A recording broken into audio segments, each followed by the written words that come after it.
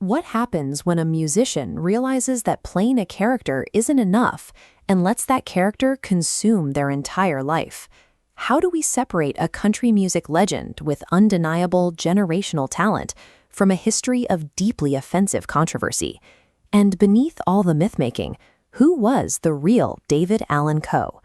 To explore the hidden, complicated stories behind music's most polarizing figures, make sure you subscribe to The Explainer. David Allan Coe recently passed away at the age of 86.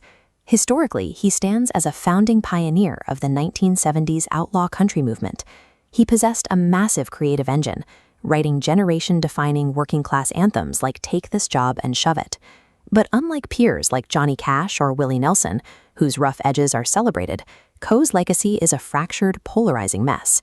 He was desperate to become the ultimate outlaw, and he was willing to pay any cost to get there. Coe had legitimate hard-knock origins. He spent his youth bouncing through reform schools and eventually served time in the Ohio Penitentiary for possessing burglary tools. That real-world present experience gave him a raw, undeniable perspective. It fueled a songwriting talent sharp enough to break straight into the Nashville establishment. He secured a solid financial and critical foothold by writing massive hits for others. Artists like Johnny Paycheck took Coe's writing straight to the top of the charts.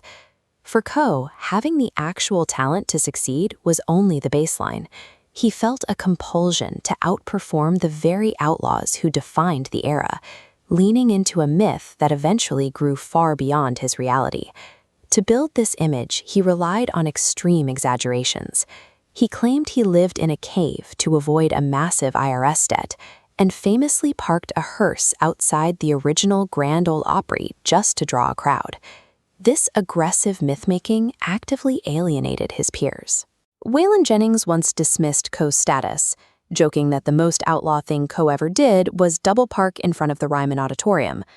His desperation to embody a marketing label led him to fabricate a cartoonish persona, and that persona actively overshadowed and cheapened his genuine musical talent. To permanently cement his status as an outsider, Coe took his myth-making to an extreme, unforgivable place in the late 1970s and early 1980s. He recorded two deeply controversial independent albums, Underground and Nothing Sacred. You couldn't find them in record stores. They were sold almost exclusively through mail-order ads in the back pages of biker magazines.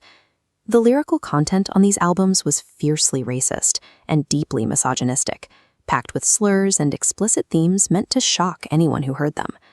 Coe defended the songs as crude satire or campfire jokes aimed at a specific audience. The public firmly rejected that excuse.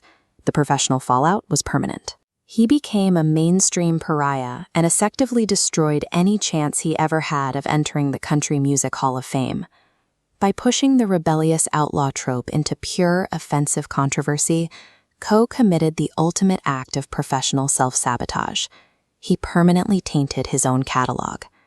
In his later years, Coe became a constant, grinding, solitary presence on the road. He played countless dive bars and small, empty clubs long after his peers had retired or passed away. The relentless commitment to his persona cost him far more than industry awards. It burned through his closest personal relationships. This toll is clearest when looking at his relationship with his estranged son, Tyler Mahan Coe. The two experienced prolonged silence and a broken relationship that lasted for the final decade of David's life. Following his father's death, Tyler reflected on their distance, noting that David Allan Coe was always a, quote, difficult person to be close with.